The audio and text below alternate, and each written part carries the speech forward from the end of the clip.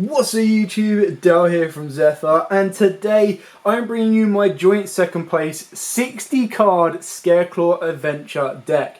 Now I'm having insane amounts of fun between this and Red Dragon Archfiend. Both of them share a similarity of being incredibly aggressive decks, and I did incredibly well with this deck. I did a 40 card version. I was like, you know what, I'm going to try the adventure version, see how that works. And both of them have torn because they're so good and it's an incredibly fun deck to play. This one is definitely going to be one of the ones if you're going to increase your budget. But the fact that Tryhard is such an incredibly powerful boss monster and is relatively easy to get to from one card makes it incredibly insane.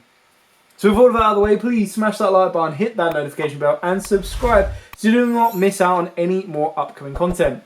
So I ended up going 3-1 at locals. I won round 1 against Pearly. I lost round 2 against Yugioh. Yeah, I know, but I bricked horribly. At that point, I was like, damn, maybe this deck just isn't working. But I opened up like double Impam, a rival with no access to a Scareclaw. It was really, really bad.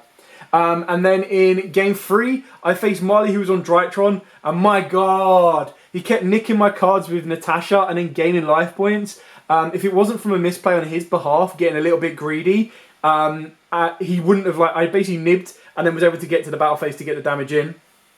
And then in round 4, or the final round, was up against Branded. And fair play to Charlie. He had the option where he could have sat on Masquerade. He was already up on life because he made Dragoon. Dragoon popped to Fenrir. He was up on life. I still had Tryhard on the board.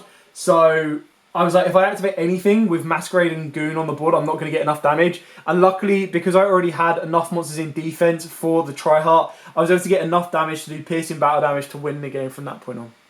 Anyway, I'm now going to dive headfirst into the profile, show you what we've got and explain why we've got it. So I'm going to do this profile a little bit differently, and I'm just going to do it in sections so you can see the type of Scareclaws we have and then all the other different engines that are added. So in this version, more times than not, you're going to max out on everything you can apart from Scareclaw Cash, because the way I see it is technically Fenrir is another form of Scareclaw Cash, which is why you want to go with 3 and a 2, but you can very easily and arguably put this up to 3. Honestly, I don't want to see it because it's not one of these cards that I want to see in my hand and I don't have access to anything else, but it's one of the ones that in a later game, it's great to have. And it actually put in a lot of work against the Branded matchup because he tried to Druid Swarm one of my monsters and I was able to go, okay, cool, Scareclaw Cash, banish it, so that his Druid Swarm wouldn't resolve. Last card was Vita's Starfrost. I'm still incredibly tempted to bump this up to 3, more so in a 60 card version. But there was a couple of times where I opened up Right Cart and then away to the field spell and then Visas. I was like, cool, that's Baron Protection, let's go. And it worked out really, really well. But I feel 1 works. I just kind of feel that I want to be putting it more and see how it goes. Then for the spell cards, 2 Arrival, more than enough, 2 Reichphobia, 1 Defanging, and 1 Twin Saw. There is a Splash in the side deck, and you know, in the Drytron matchup, this is where I learned the valuable nature of having 3 Lighthearts in the extra deck. So yeah, really does put in a lot of work. Twin Sword, great. Defanging, I used it once, but in that matchup, it was up against Branded. Again, it put in a lot of work because I could have gone for Twin Sword, I could have gone for Arrival, but I was like, I'll go for Defanging, be a bit more aggressive because I'd already opened up an Arrival and pushed it through from there. So that's the Scareclaw engine of this deck. Moving on to the next engine, which will, of course, be the Adventure Package. So the Adventure Package, you're going to max out on this. So triple of Water Enchantress, 1 Illegal Knight and 1 Griffin Rider. Illegal Knight was a late addition. I was like, do I put it in the side? Do I main it? And I kind of went, you know what? Let's main it. Let's see how it works. I never saw it, never got to it. Like, I saw access to the engine so much. And it puts in a lot of work. It protects you from nib. It really does put your opponent into a position where they have to interact with you early doors. And then you can choose to negate it or not. So yeah, really, really like this engine for the deck. I think it works out really nicely. And it means you don't really need to fear Nibiru as much. And the last card, which is kind of like a crossover between the Scareclaws and this deck, is the Foolish Burial. And believe it or not, there was a time where I actually Foolish Burialed and sent a Visas. Because I was like, alright, cool, I've got a rival already. I'll activate a rival, bring back the Visas, and then try and do my Synchro combo that way to protect. Now, obviously, if you've already got access to the Adventure Package, which is what I did, I basically went, okay, cool, Foolish Burial the Visas, attempt to bring back the Visas with Arrival, and then to sync with the token to make the Baron, meaning that I could go a little bit further with the effect monsters. So that's it for the Adventure Package, and now for the hand traps. So I'll do the hand traps and then I'll do the generic spells and board breakers and everything else. So for the hand traps, triple Ash Blossom, double Nibiru, so I had the balance of going second. One of each of the Bestial, so one Magnemute, one Druid Swarm. Double Ghost Ogre. This is one of the ones where I was like, again, I feel that we're in a part of the format where not a lot of people are expecting Ogre.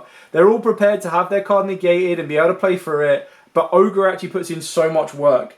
Now what I mean by that is when you look at something like Traptrix. Traptrix Sarah activates her first effect. Okay, cool. Ghost Ogre, it won't get its second effect. And the reason that that's good on the Sarah effect is for the pure fact that Impam doesn't work against it. Ash only stops one of it, and it just goes again anyway. When you look at Pearlies, when they activate their effect to XYZ with a spell card, activate Ogre, it can't then XYZ because it gets destroyed and there's no longer the ability to make said XYZ. I feel it's one of them ones that in the right matchup, it can put in a lot of work. And in the wrong matchup, because you've got a 60 card, you can side it out if you want to. The final card, of course, is Impam. Again, just Impam is Impam. Apart from the time where I saw double of this in both of my games against UA, I was like, yeah, this is not going to work. Really, really good card. Puts in a lot of work. So then for my go second, board breakers, and then just generic spells, I was going with 2 Book of Eclipse, put in a lot of work. This won me the Pearly matchup. So the Pearly player did really, really well. He was able to build through my board, bait through my board. Obviously, Tryhard puts a lot in work against that matchup and the Drytron matchup. But the idea was that I was able to kind of burn through everything. And ultimately, in a Pearly matchup, when you look at some of the hand traps, you're like, all right, well, if I've already got an established board, I don't really care what you draw. Like, if I've already got a Tryhard on the board and I'm protecting myself, I'm going to use everything else that I can first and then use Eclipse when I'm going to give you the minimum amount of resource back. In doing so, what that then allows you to do is you go, right, okay, cool. So you've drawn an Ash, so what? You've drawn a Impam, so what? So literally they're stuck in their hands in the end phase, they're not going to do anything. And you go, right, okay, cool. As long as they've got monsters on the board, you go to the battle phase. You don't run yourself into a Nibiru because you already have a Tryhard that's set up. The worst thing that can happen is you activate Tryhard's effect, attempt to bring one back from the graveyard and then search one and they ash you. You go, okay, cool, whatever. If you've not got a way to stop that, you should still have 1, if not 2 left on the board. And even if they do ash that, you can then go, okay, cool, well, Tryhard into Lightheart, search out Reichphobia, activate Reichphobia, search out a Scareclaw you might need, summon it down, go into a second Tryhard, and go again. 2 Forbidden Droplet, 2 Triple Tactics Thrust, 2 Tactics, and then for the one-offs, again, all of these that I'm about to show you now come off of the Thrust. So you've got the 1 Duster, the 1 Lightning Storm, the 1 Dark Hole, 1 Reinforcement, and the 1 Instant Fusion. Now, obviously, these are generically played anyway because you search out your right card, and then this can give you into your Millenniumizer Strict for a bit of protection from Droll. Droll does suck against this deck, so that is one thing you do need to be massively aware of. The Duster was one of them options. I was like, you know what? If I do face a control deck, being able to top deck Duster can be insanely powerful. And I did that against the Pearly player twice. Like, I got to Duster twice. I was able to blow out the back row before they could then utilize it to its max potential. And then I was able to bait out with other cards. The reason I went with Dark Hole instead of something like Raigeki is because of those odd times when my opponent gives me a card, I need to make sure that I can clear that off. And there will be times, if you've got a rival in the graveyard, you could actually Dark Hole and then protect with a rival, which is really, really nice as well. So it gives you a lot of different options. Again, you could very easily play Raigeki if you wanted to. Of course, going first, the only card you're going to be able to set off of this is Impam, but then that's where your side deck comes into play. That's when you're going to be able to utilize other cards and effects, and that's when you're going to be able to get to direct floodgates as well. So that's it for the entire main deck, full on 60 cards. You can see that there's about maybe a 6th just over in go second cards, generic spells. There's probably about another 6th, which is hand traps. And then you've got another 6th, which is the adventure package. And then your remaining 50% of the deck is your Scareclaws. So moving on to the extra deck, of course, triple Tryhard. Like, such a great boss monster. Triple Lightheart. Every single time I play this, I'm like, oh, cut it down to 2, cut it down to 2, keep it at 3. I find out why you keep it at 3. I wouldn't have won the Drytron game if I didn't have this at 3, because I went through 2 and I was like, right, okay, cool, I've got the 1-card combo, I need to move as fast as I can to get to the main phase. He's got no more interruptions, he's gained a lot of life with Natasha. I need to make sure that I can get to the battle phase. And fair play to him, he played through 2 rounds of Droll and I just didn't... He made this little bird, it's like a common that is unaffected by effects and then can't be destroyed by battle when it detaches material. I was like, bro, that's annoying. And then for the other Link monsters, we've got a Sewer. I was just, again, expecting Fenris to be all over the place and puts in work when it does. The Unicorn and the Cerberus, just so that when you co-link it to something like Triheart, it does give you that nice little bit of protection. Cross Sheep for the whole Baron and Visas Astrolabe combo. Really like this. So you make Baron, then you make Visas, and then you trigger off Cross Sheep to bring back like a level 4 or something, and then you can link your Visas, your Cross Sheep, and that into a Triheart, and you've still got the Baron to protect you. And then, of course, you've got Millennium Might Restrict, and the last two Link 2s is Appaloosa and Access Code. So you've got your Defender, and you've got your Aggressor. So that's it for the main deck and the extra deck. I'll quickly show you my side deck so you can see what a typical side deck would look like for this type of deck. So, of course, you want to max out on many of the hand traps as possible. So Drone Lockbird is kind of like the hand trap of the format. That's where you could, if you wanted to, side out Nibiru's or something else. I decided to tech in triple Artifact Lancia. The reason I went with this is I was like, you know what, one card that will really bust the board is something like an Evenly Matched. Especially if I've got the Adventure token on the board. Because if they like Dark Ruler me and then Adventure token, Dark Ruler and then Evenly me, I lose absolutely everything. In a normal scenario, if they evenly you go, okay, cool, I'll just keep Triheart, and it still puts the work in. But in this one, you're forced to keep the token. So I was like, you know what, let's tech in Lancia. If anyone tries to evenly me, let's see if Lancia can work. And then it gave me double effectiveness against specific matchups.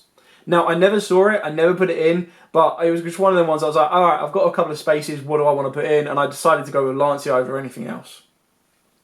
Triple Kurakara, again, it was kind of like a last minute addition. I was like, you know what, if my opponent is playing big boss monster boards and they're trying to activate effects, stop me doing everything, even though I've got like one card that can make this deck go off, being able to get Kurakara can work out really, really well. I did highly consider playing a Small World because of the searchable for Thrust, but I'm still not decided on that yet. 2 Cosmic Cyclone. The only reason we've got this is because Harpy's Feather Duster is technically searchable. So I was like, alright, I can sacrifice and go for 2 on this. 2 Evenly, because then when you take into Thrust into account, you've technically got 4. And then D-Barrier, again, it's technically got 3 copies of this because of your Thrust. This is probably the only one that I would have liked to have put up more, especially if I knew what I was facing tonight. If I knew I was going to end up facing Pearly, Branded, and Drytron, D-Barrier would have been like, woof, I would have liked loads of that. But yeah. And the last one I'm siding is the Scareclaw Splash. The reason for this is usually 9 out of 10, if you're going first and you're not fearful of a Dark Ruler or an Evenly, you usually go for a rival. That's how you get your combo going. Then it's one of the ones where it's like, okay, now we're in game 2, my opponent's been decided to side in, I'm going to be going first or whatnot. Splash can then put in a lot of work, and it actually did, because there's a lot of times when my opponent was trying to get me to activate a monster effect, whether it be Fenrir, whether it be Baron, and I was like, you know what, my Triheart doesn't need to activate an effect, so until you threaten it with something like a Dark Ruler, or you threaten my board with an Evenly, I then don't need to activate the effect of Splash to negate. So I kind of just left it until the point of where I needed to, and then it does cause so many issues. So again, it's another one of the cards that I'd really like to put into the main deck, but I feel when you're rocking a 60 card deck, you need to have that balance. Yeah, if I go first, I've also got Twin Saw as an option, so I didn't feel that I needed to have Splash, because usually if I go second, you should be pushing for the OTK. 9 times out of 10, you should get that. If you're going first, Twin Saw can do the job just as well as Splash can as well. So that's it for the main deck, that's it for the extra deck. I hope this has given you a couple of ideas on your own build. If you do have any questions at all, by all means, please put them in the comments down below. I'll be more than happy to answer them. I quite like all of the feedback we get revolving around Red Dragon Archfiend, Scareclaws, everything else. I'm trying to do budget versions of decks and then trying to improve on them and upgrade them so that you can kind of have a full evolution. So it's like, right, okay, cool. I start with a pure Scareclaw deck. Maybe I picked up my Fenris cheap enough so the deck is still budget to me, or I haven't got the Fenris, what else can I go for? And then work your way from there. Definitely with the anniversary set coming out next month, you should be able to get all of your staple hand traps pretty cheap. And then when you look at the adventure package, it's on its 3rd print. Like the Draco Bat is very cheap and easy to pick up. Water Enchantresses and the Rights are on their 3rd print. Technically 5, I believe, if you count Quarter Centuries, Ultimate Rares, and Collector Rares. I think Water Enchantress actually has 6 if you do that. Because it's had Original Ultra, Collector's Rare, Ultimate Rare, Quarter Century Rare, Secret in the tins, Secret in Maze, I believe it is. Is it Maze that the Quarter Centuries come in?